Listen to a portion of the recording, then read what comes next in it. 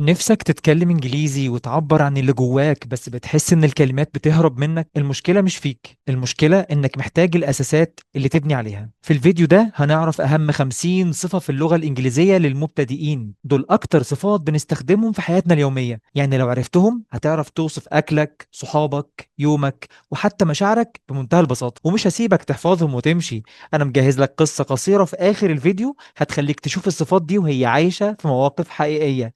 جاهز ورقة وقلم؟ انا مستر محمد سيد كامل، MSK، ودي قناة يلا انجليزي. ومش هنسى افكرك تعمل لايك وكومنت وشير على الفيديو ده وتشترك في القناة. ويلا بينا نبدأ الفيديو. اول مجموعة من الصفات معايا الجنرال كواليتيز او الصفات العامة. واول صفة معايا كلمة جود. جود، وجود يعني جيد. جود، good، جيد. something high quality. something high quality يعني شيء الجودة بتاعته عالية جدا. والاكزامبل بيقول this is a good book. this is a good book. this is a good book يعني هذا كتاب جيد. كتاب جيد. خلي بالك ان الصفة بتيجي قبل الاسم. والصفة التانية معايا كلمة bad. bad، bad. وكلمة bad معناها سيء. something not good، ودي عكس كلمة good، حاجة مش كويسة. والاكزامبل بيقول he has bad handwriting.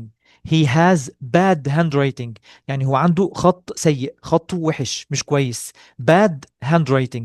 خلي بالك ان الصفة بتيجي قبل الاسم. الصفة الثالثة معايا كلمة big. big، big. وكلمة big يعني كبير. large in size. large in size كبير في الحجم. والاكزامبل بيقول the house is big. the house is big. the house المنزل is big يعني المنزل كبير. وخلي بالك ان الصفات كمان ممكن تيجي بعد am او is او are، يبقى الصفة مكانها قبل الاسم او بعد am او is او are. والصفة اللي بعد كده كلمة small. small، small. وكلمة small يعني صغير، صغير في الحجم. little in size، صغير في الحجم. ودي عكس كلمة big. small صغير. والاكزامبل بيقول I have a small cat. I have a small cat عندي قطة صغيرة. I have a small cat. خلي بالك برضو ان الصفة بتيجي قبل الاسم small cat. بعد كده معايا كلمة new. new، new جديد. new جديد. not old يعني مش قديم. not old يعني مش قديم. والاكزامبل بيقول I bought a new phone. I bought a new phone. I bought a new phone يعني اشتريت تليفون جديد. new phone. a new phone هاتف جديد. والصفة بتيجي قبل الاسم. بعد كده معايا كلمة old. old، old. وكلمة old ممكن يكون معناها قديم أو كبير في السن. قديم أو كبير في السن. made a long time ago. made a long time ago يعني معمول من فترة كبيرة أو معناها كبير في السن. والexamples بتقول this is an old car. this is an old car يعني هذه سيارة قديمة. سيارة قديمة. الاكزامبل التاني بيقول this is an old cat. this is an old cat يعني هذه قطة كبيرة في السن، يعني متقدمة في السن. وطبعا خلي بالك ان كلمة old عكس كلمة new اللي هي معناها جديد. بعد كده معايا كلمة easy. easy، easy. وكلمة easy معناها سهل. easy سهل. not difficult. not difficult يعني مش صعب. خلي بالك ان difficult برضو صفة معناها صعب. والاكزامبل بيقول the exam was easy. the exam was easy. the exam was easy. the exam was easy الاختبار كان سهل. was easy. وخلي بالك ان الصفة ممكن تيجي بعد am او is او are او was او were اللي هو verb to be اللي معناه يكون. the exam was easy. بعد كده معايا كلمة hard. hard، hard يعني صعب أو صلب. صعب أو صلب. hard. difficult to do. difficult to do. والإكزامبل بيقول math is hard for me. math is hard for me. math is hard for me. الماث أو الرياضيات صعب عليا. فكده بوصف مادة أو شيء صعب. وممكن توصف حاجة صلبة. الصفة اللي بعدها كلمة right. right، right، right. وكلمة right يعني صحيح، يعني صح، يعني correct. correct. right أو correct يعني صح.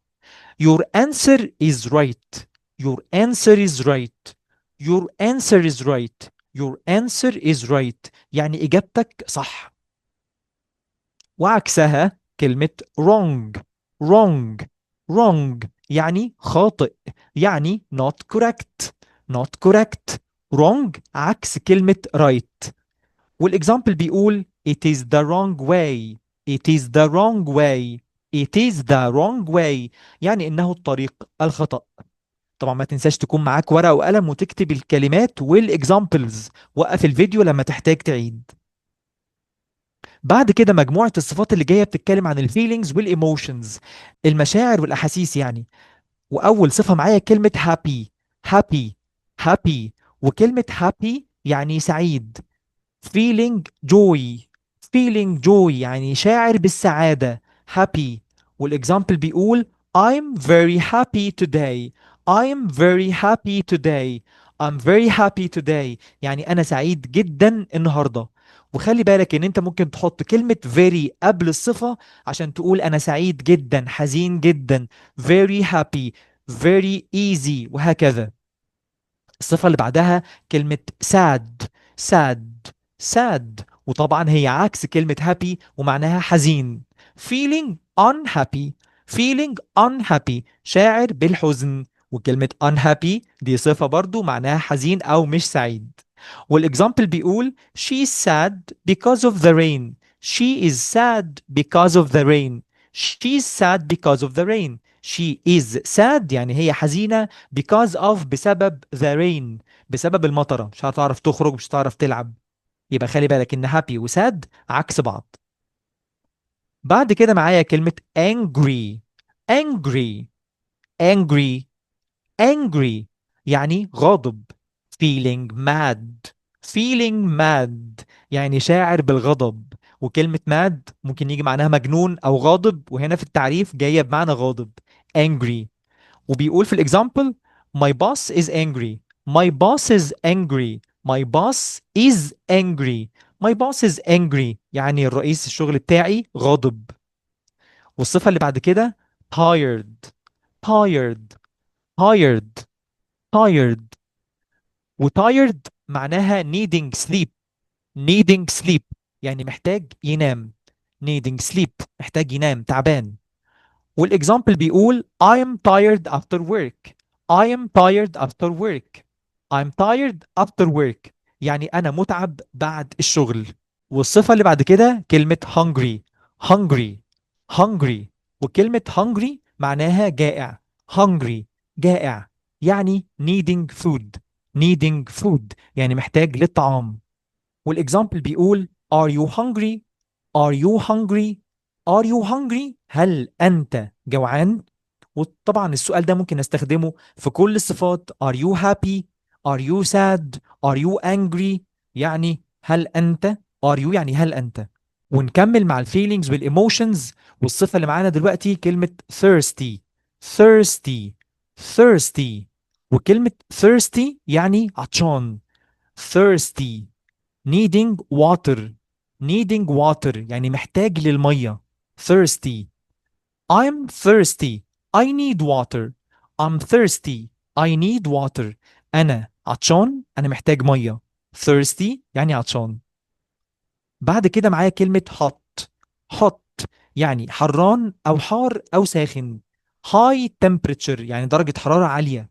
high temperature درجة حرارة عالية. والإكزامبل بيقول the coffee is hot. the coffee is hot. the coffee is hot يعني القهوة ساخنة. وطبعا أنا ممكن أقول the coffee is very hot يعني القهوة ساخنة جدا. ما ننساش إن أنا ممكن أستخدم كلمة very قبل الصفة علشان أقول جدا. والصفة اللي بعد كده عكس كلمة hot اللي هي cold. cold. cold. وكلمة cold معناها بارد. cold معناها بارد. low temperature. low temperature. قلنا هناك high temperature، هنا بقى low temperature يعني درجة حرارة منخفضة. يبقى كده كلمة high عكسها كلمة low، وكلمة hot عكسها كلمة cold. تمام. يبقى cold معناها بارد low temperature. والاكزامبل بيقول the weather is cold. the weather is cold. the weather is cold يعني الطقس بارد. وممكن اقول the weather is very cold يعني الطقس بارد جدا. بعد كده معايا كلمة brave. brave. brave. وbrave يعني شجاع. brave شجاع يعني not afraid يعني مش بيخاف أو مش خايف. not afraid. not afraid مش خايف. والإكزامبل بيقول he is a brave boy. he is a brave boy. he is a brave boy يعني هو ولد شجاع. وما ننساش إن الصفة بتيجي قبل الاسم. بعد كده معايا كلمة عكس كلمة شجاع اللي هي scared. scared. scared. scared يعني خائف.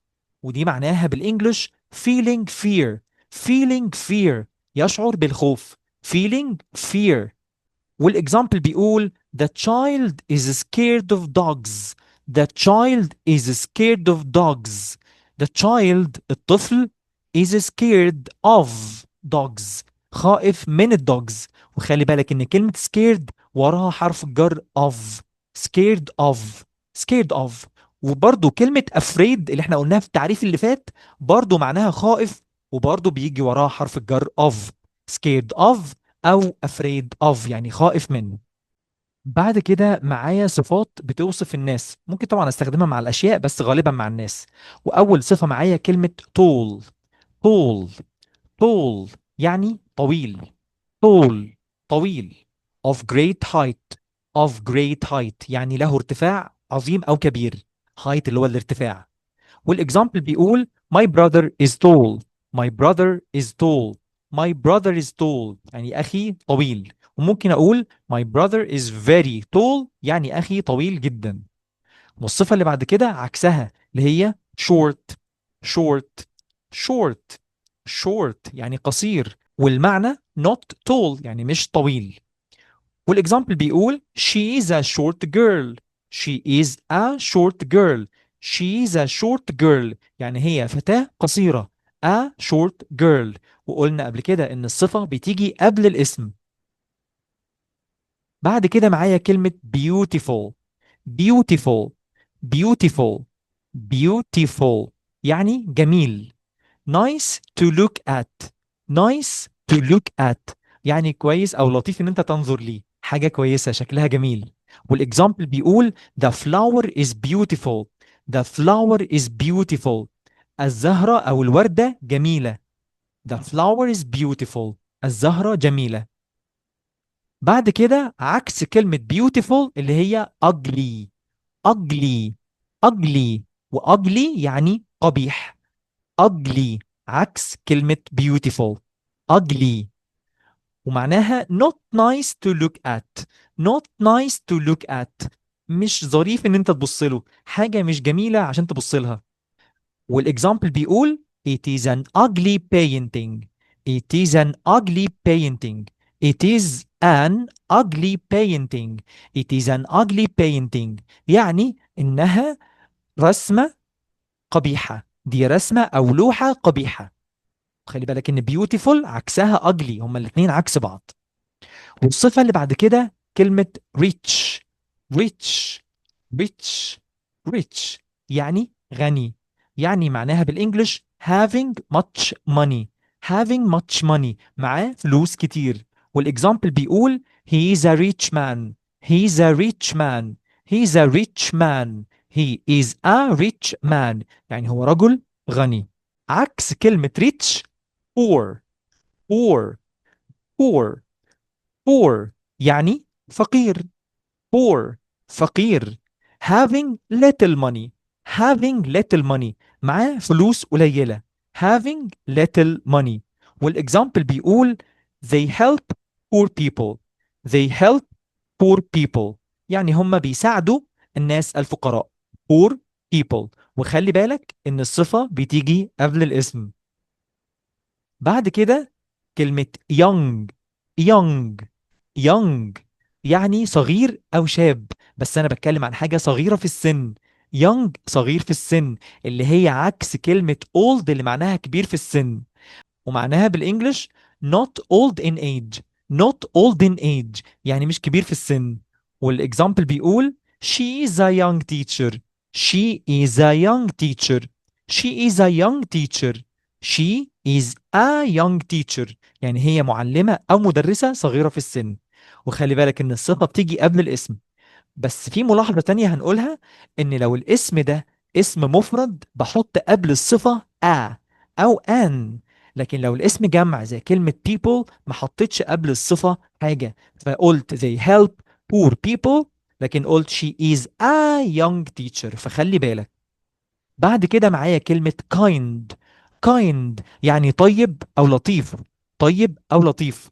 kind. kind. friendly and nice. friendly and nice يعني طيب أو لطيف ودود. والإكزامبل بيقول my mother is kind. my mother is kind. أمي طيبة. بعد كده كلمة smart. smart. smart. smart يعني ذكي، وممكن كمان تيجي بمعنى أنيق. والتعريف بتاعها بيقول quick to learn. quick to learn سريع التعلم. والاكزامبل بيقول سارة is a smart student. سارة is a smart student. سارة is a smart student والصفة جت قبل الاسم. سارة is a smart student يعني سارة تلميذة ذكية. طبعا الصفة جت قبل الاسم، وعشان الاسم ده مفرد حطيت a. بعد كده كلمة strong. strong. strong يعني قوي، ومعناها بالانجلش having power. having power عنده قوة. والاكزامبل بيقول he is a strong man. he is a strong man. he is a strong man يعني هو رجل قوي. بعد كده صفات هتوصف التايم والسبيد، الوقت والسرعة. أول حاجة معايا كلمة fast. وفاست يعني سريع. fast سريع. moving quickly بيتحرك بسرعة. moving quickly. والإكزامبل بيقول the car is very fast. the car is very fast. the car is very fast يعني السيارة سريعة جدا، واستخدمنا كلمة very قبل الصفة علشان أقول جدا. أما عكسها slow. slow. slow بطيء. slow not moving fast يعني مش بيتحرك بسرعة. والاكزامبل بيقول the turtle is slow. the turtle is slow. the turtle is slow السلحفاة بطيئة. وممكن أقول is very slow يعني بطيئة جدا. والصفة اللي بعد كده early. early. early معناها مبكر. مبكر يعني بدري. والمينينج بالانجلش بيقول before the usual time. before the usual time قبل الوقت المعتاد. والاكزامبل بيقول I'm always early. I'm always early. I'm always early يعني أنا دائما مبكر. أنا دايما بدري. أنا دايما باجي بدري. I'm always early. وبعد كده عكسها كلمة late. late. late يعني متأخر. ودي بقى after the usual time. after the usual time. after the usual time يعني بقى بعد الوقت المعتاد، يعني تيجي بعد الوقت. don't be late. do not be late. do not be late لا تكن متأخرا، ما تتأخرش. بعد كده كلمة busy. busy. busy. وكلمة busy معناها مشغول، أو ممكن تيجي معنى مزدحم. وبيقول هنا في المينينج doing many things يعني بيعمل حاجات كتيرة في نفس الوقت. doing many things بتعمل حاجات كتيرة. والاكزامبل بيقول I'm busy right now. I am busy right now. I'm busy right now أنا مشغول دلوقتي. بعد كده معايا صفات بتوصف الأشياء، وممكن كمان أستخدم الصفات دي بوصف البشر كمان يعني. أول كلمة معايا كلمة free. free. free ودي معناها متفرغ فاضي أو حر. free. تمام. أو ممكن تيجي بمعنى مجاني. ممكن أوصف حاجة إن هي free يعني مجانية. والمينينج بيقول not busy يعني مش مشغول أو مش مزدحم مثلا. والاكزامبل بيقول are you free tonight. are you free tonight هو أنت فاضي النهاردة بالليل. are you free tonight هل أنت فاضي النهاردة بالليل. يبقى استخدمت are you علشان اسال بهل انت. تمام. طبعا ممكن اوصف مثلا الوجبه ان هي free. This meal is free، يعني هذه الوجبه مجانيه. تمام. بعد كده معايا كلمه full.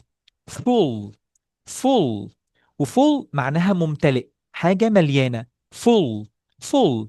والمينينج بالانجلش بيقول containing a lot. containing a lot يعني تحتوي حاجات كتيره. containing تحتوي a lot حاجات كتيره.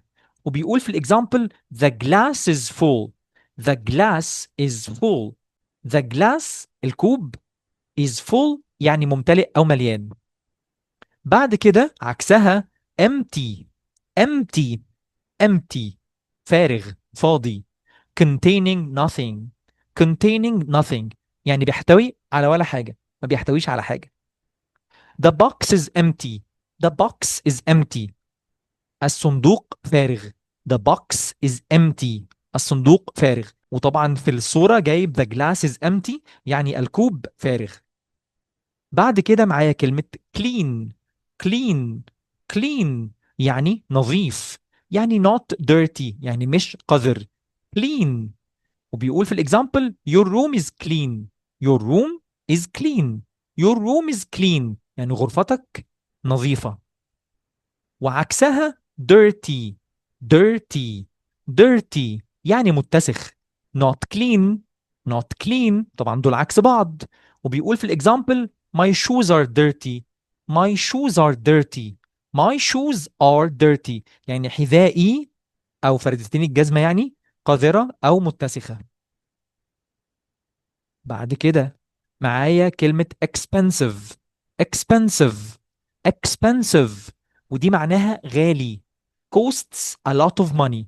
costs a lot of money يعني بيتكلف فلوس كتير.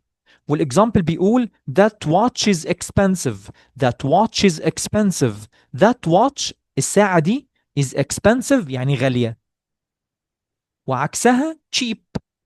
cheap. cheap يعني رخيص. وبيقول معناها costs little money. costs little money يعني بيتكلف فلوس قليلة. والاكزامبل this shirt is cheap.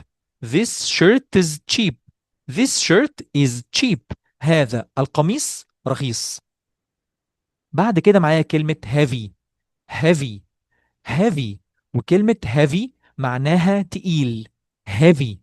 weighing a lot. weighing a lot. weighing a lot يعني بيزن كتير، وزنه كبير. والاكزامبل بيقول the bag is heavy. the bag is heavy. the bag الشنطة is heavy يعني تقيلة. وعكسها light. light. light وlight يعني خفيف، يعني not heavy. not heavy يعني مش تقيل. والاكزامبل بيقول this paper is light. this paper is light. this paper هذه الورقة أو الجريدة is light يعني خفيفة. بعد كده معايا كلمة quiet. quiet. quiet ومعناها هادي. quiet ما تقولش quiet، هي quiet يعني فيها مقطعين. quiet. تمام. والمينينج بيقول making little noise. making little noise يعني بيعمل ضوضاء قليلة جدا، ما بيصدرش صوت يعني. والاكزامبل بيقول the library is quiet. the library is quiet. the library is quiet. the library is quiet المكتبة هادية.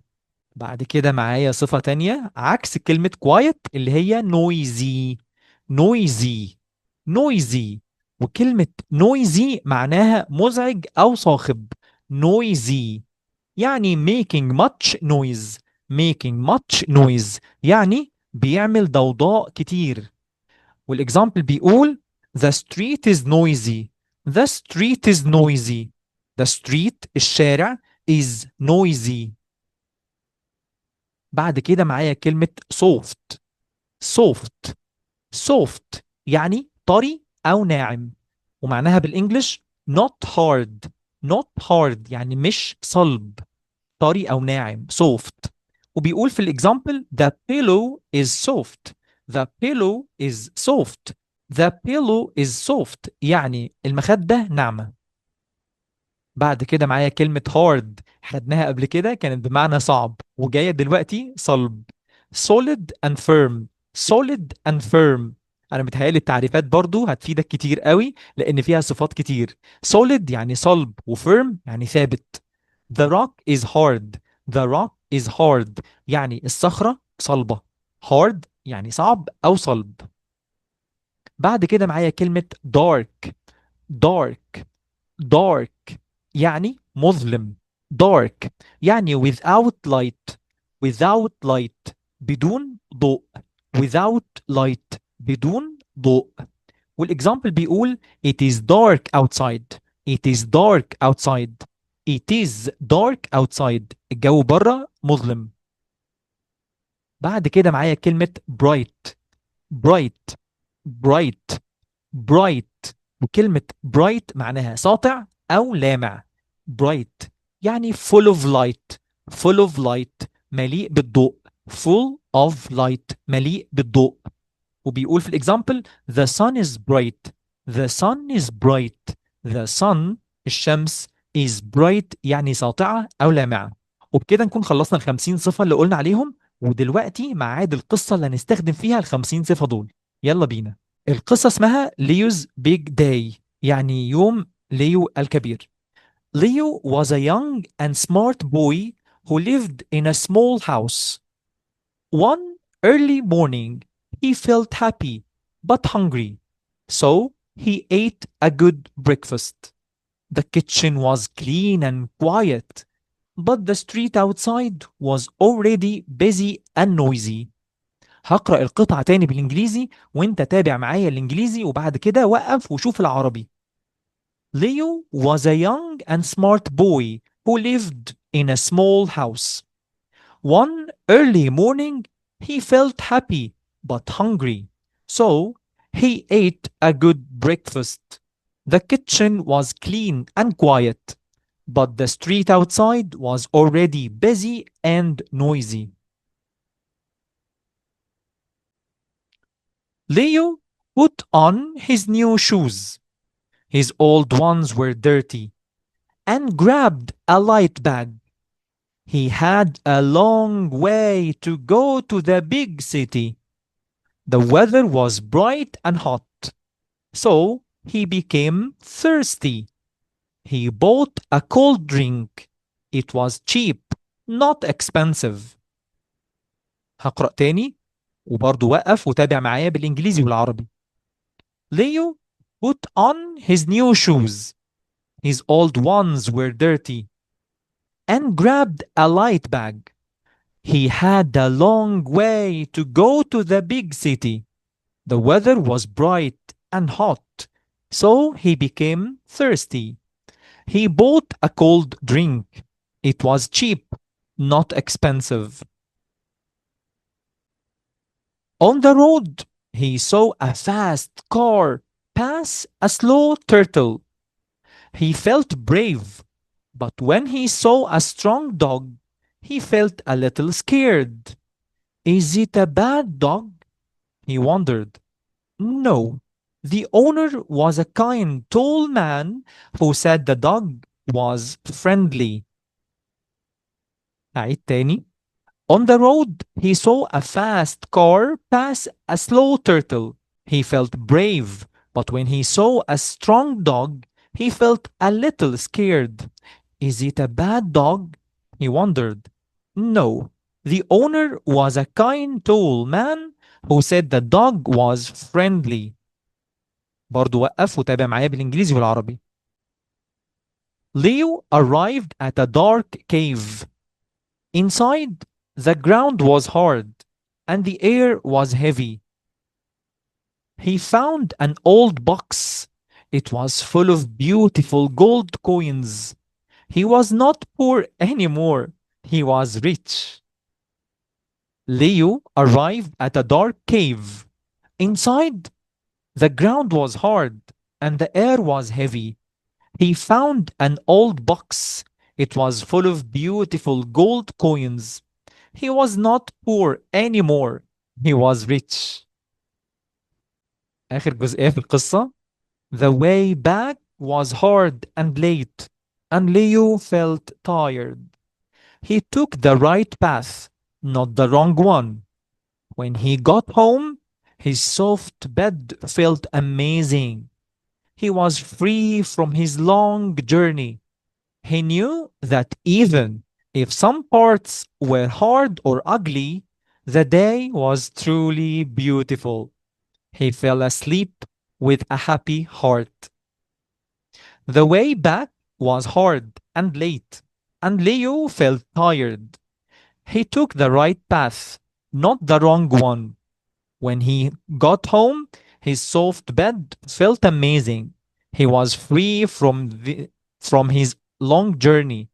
He knew that even if some parts were hard or ugly, the day was truly beautiful. He fell asleep with a happy heart. طيب ازاي بقى استفيد من القصة دي؟ اول حاجة read it aloud، يعني اقرأ القصة بصوت عالي. This helps with your pronunciation، هيساعدك في نطقك كتير لما تقرأ بصوت عالي. Highlight the opposites، دايما علم على الكلمات اللي عكس بعضها. For example, find fast and slow in the text، علم على كلمة fast و slow في التكست. بعد كده check the meanings لو لقيت المعنى صعب عليك. if a sentence feels confusing، لو sentence من الجمل دي لقيتها ان هي مربكة او مش فاهمها، look back at the translation، بص تحت على translation. عموما بقى practical tips علشان تتعلم، خطوات عملية. أول حاجة practice daily، اتمرن بشكل يومي. Try using at least 2 new adjectives every day in your conversations or writing. حاول تستخدم 2 من الصفات اللي خدناهم النهاردة دول كل يوم في محادثتك أو الكتابة بتاعتك. Describe your world، اوصف العالم اللي حواليك. Look around your home or office and describe objects using the words we have learned. يعني بص حواليك في البيت في المكتب، ووصف الحاجات اللي حواليك دي باستخدام الصفات اللي خدناها. expand your vocabulary، يعني وسع الفوكابلري بتاعك. this is just the beginning. keep exploring new words to express yourself more clearly. دي بس البداية، اتعلم أكتر من كده واستكشف في الكلمات عشان تعبر عن نفسك بوضوح أكتر. شفت الموضوع بسيط ازاي؟ ال50 صفة دول هم أول سلمة في طريقك لطلاقة اللغة. أهم حاجة دلوقتي مش إنك عرفتهم، المهم إنك تستخدمهم. تحدي النهارده، اكتب لي في الكومنتات أكتر صفة عجبتك وحطها في جملة بسيطة من اللي اتعلمناهم، وأنا هتابع معاكم وأصلح لكم لو في أي حاجة.